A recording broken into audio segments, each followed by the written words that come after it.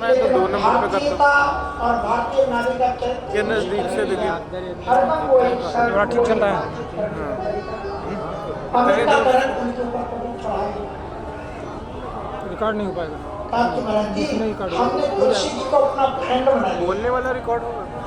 अच्छा उनको अगर क्लोज करना इधर को तो कारण में 1 लोटा पानी डाल देते हैं फिर चले जाते हैं।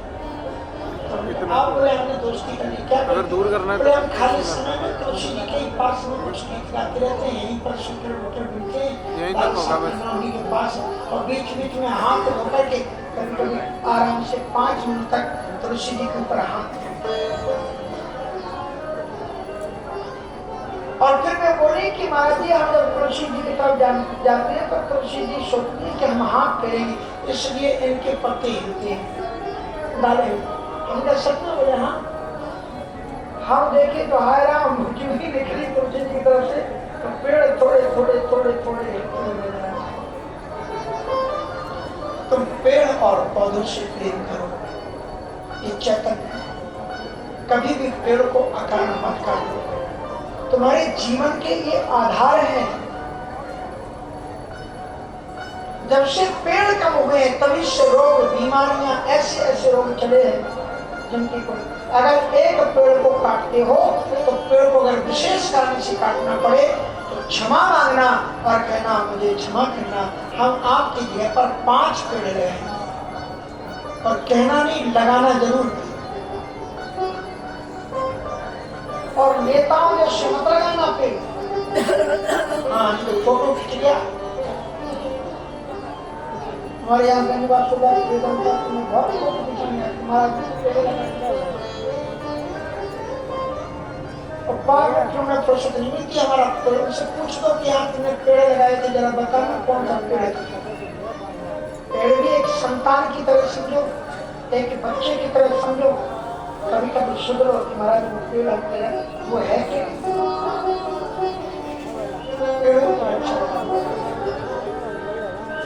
प्रकृति की रक्षा करो, इसी से आप देश की धरती का समाज का कल्याण कर सकते। श्रीमद् भागवत में कथा आती है जब कुचेताओं ने पेड़ों को जलाना शुरू किया तो प्रकृति के देवता चंद्रमा को भूखी और डांटा का वृक्षों के बिना इसका जीवन नहीं हो सकता, तो ये क्या करे। पेड़ों को काटना भी बहुत बड़ा अपराध है, हिंसा है। पर चंद्रमा के कहने से जब कुचेताओं ने जब उन्होंने पेड़ों को काटना बंद किया पढ़ना श्रीमद् भागवत के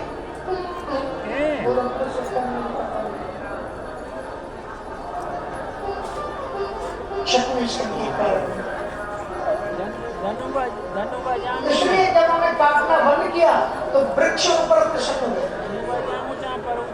और वृक्षों ने अपनी बेटी प्रकट की और उनके साथ में विवाह किया। उस बेटी का नाम था वाची, वृक्षों से पैदा हुई इसलिए वाची। आपका क्या संबंध है उस वाची से? उस वाची से ही दक्ष पैदा हुए और दक्ष गजब की वैज्ञानिक कथा। हम इन कथाओं को अपने जीवन में उतारने का प्रयास ही नहीं करते, इसलिए हमें उन्हें अपने जीवन में उतारना चाहिए और इन कथाओं के माध्यम से हमें अपनी प्रकृति के संरक्षण का चिंतन करना चाहिए। पेड़ों को नहीं काटना चाहिए, पेड़ लगाने चाहिए। तो अक्षत और उधर जलचर थलचर नवचर नाना मति कीरत गति और चौथी चीज क्या है भूति, इनको धन मिला। राम के सत्संग से उनको धन मिला। बोले कौन सा धन मिला उनको? जब राम जी चित्रकूट में आए तो सब तरु परे राम कितला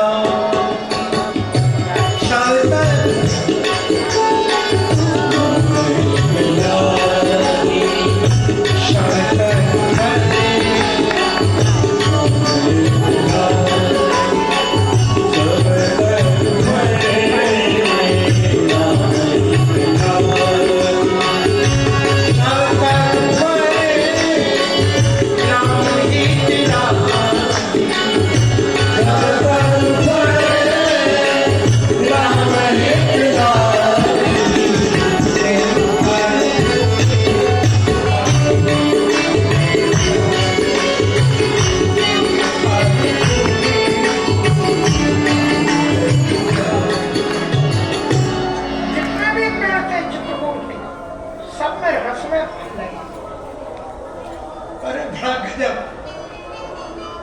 बबूल को देखा, बबूल को। मुझे बचपन की कुछ बातें याद आती जब सर्वचार आश्रम में रहते थे।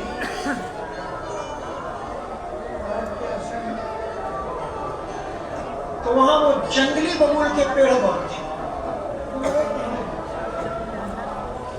जंगली बबूल के पेड़ बहुत थे। छत पर बैठे तो वहां पर भी, और जंगली बबूल में फलियां लगती है ना, जैसे ये बबूल लगती है वैसे उसमें लगती है।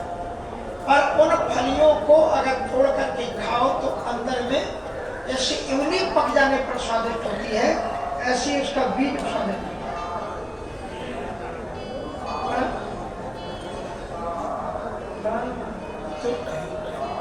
तो महाराज आम का पेड़, एक पेड़ से कहता है बबूला तो देखो, बोले क्या देखो कैसा रास्ता पकड़ा, सब तरु फरे राम ही लागी। जिन वृक्षों में कभी फल नहीं लगते थे वो भी आज राम जी के लिए फल है। उनका भी जीवन सफल हो गया, फल सहत हो गया, जीवन सफल। सब तरफ फरे राम ही लागी, ऋतु और कुरित कालगति त्यागी। तो क्या मिल गया उन जड़ों को, क्या मिला? भूति संपदा मिली। उनको भी फल गए, ऋतु और कुरित कालगति, काल से परे हो गए, सभी में फल लगे हुए। और जब फल नहीं होते थे तब भी फल। तो ये जलचर थलचर नवचर नाना जे जड़ चेतन, चेतन होते हुए भी जो जड़ वृत्ति के हैं, पाषाण वृत्ति के हैं, जिनमें कोई दया नहीं है, जो कठोरता से भरे हुए, ऐसे थे कोल भी, जो थे तो मनुष्य। और उनमें अभी भी कहते हैं हमारे ये जो नर्मदा परिक्रमा करते हैं, तो नर्मदा परिक्रमा करते हुए गुजरात में कोई एक ऐसी जगह आती है जहाँ के कोल भी लोगों को लूट लेते हैं।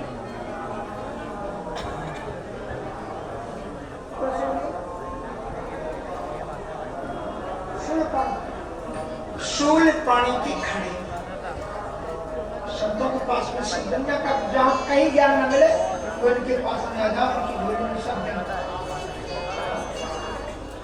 शूल पानी की खाड़ी में आज भी ऐसे कोल भी रहते हैं जो लोग लूट लेते हैं।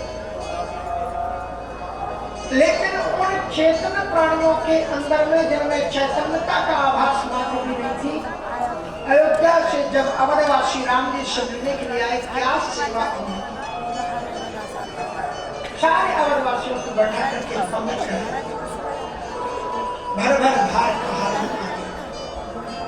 सुंदर सुंदर मधुर मिष्ठान फल लेकर के आए, पंगत में बैठा रहे और उनको सब परोसे। और ऐसे नहीं परोस रहे थे, कहे कहे स्वाद भेद गुण नामा। महाराज आप शहर वाले लोग हो, आपने ये वाला फल नहीं खाया था, खाया होगा, जरा इस फल को खाओ, इससे आपका पेट अच्छा है, इससे आपकी आंखों की नजर बढ़े। कहे कहे स्वाद भेद गुण नामा, क्योंकि नाम भी शहर वाला को नहीं मालूम, वो बता के कहीं गए परोस रहे, इतने प्रेम से परोस रहे। यही रामचरित मानव समाज को एक करती है। यहाँ ऊंच नीच जाति पाति के भेद को मिटा करके सबको एक लाइन करना है।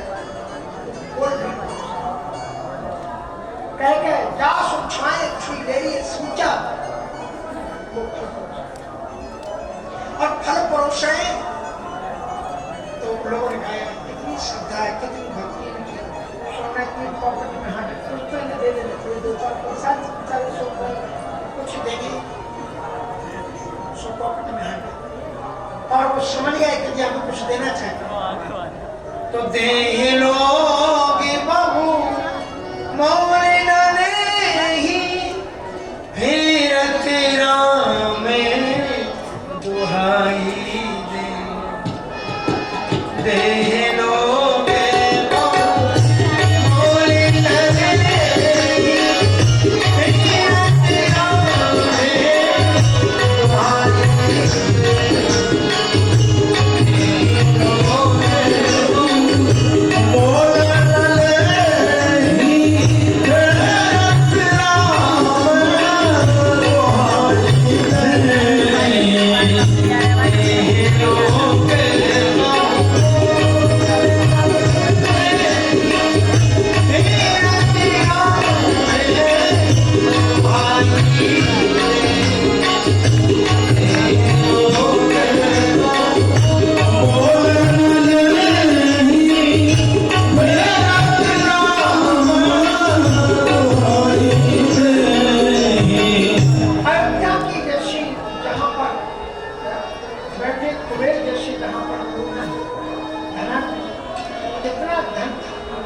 अयोध्या का मालिक।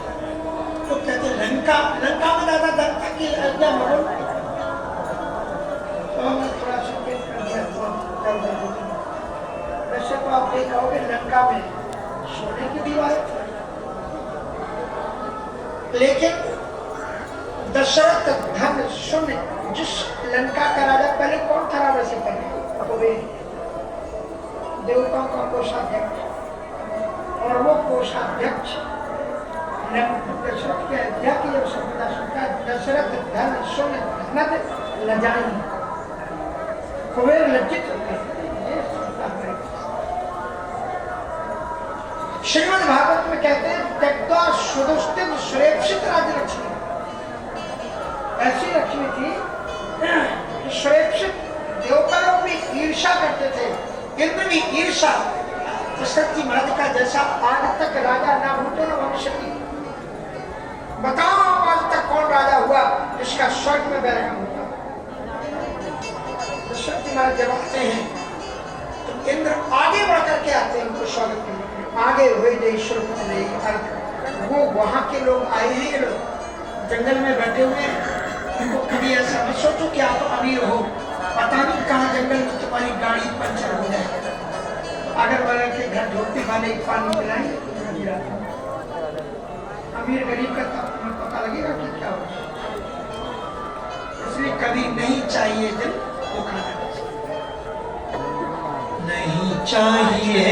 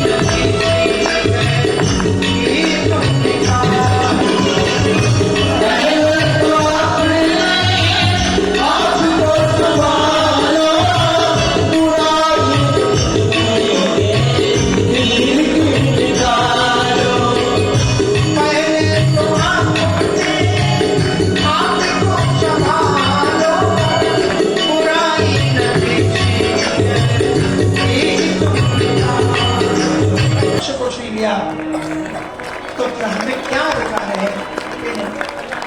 परोपकाराय बहन प्रज्ञा, परोपकार के लिए फल मिलता। आपने वृक्षों में देखा कि जब वृक्षों में फल लग जाते हैं तो नीचे को झुक जाते हैं, आराम से तोड़ लो। इसलिए जथा नमय तन शंकर। तो जब वो राम जी की स्वागत कराते कुछ देना मत, हम कुछ नहीं लेंगे। अवधवासी ने कहा यार इतने गलत बात, तुम्हारा ये स्वभाव कैसे, ये कहां से तुम्हारी विचारधारा आई? कहते सच बात बताएं? बोले हाँ। बोले ये है हमारे अति बड़े सेवकाई और ले ही नबासा बस ने चुरा। सबसे बड़ी आपको हमारी ये सेवा, समझो कि हम तुम्हारे बस हमारे ना चुराएं, ये हमारी सबसे बड़ी सेवा है। बासन वाले ना चुराना ही सबसे बड़ी सेवा है। वो सेवा कर रहे हैं, ये फिर कहां से आ गया? बोले सो रघुनंदन दरजी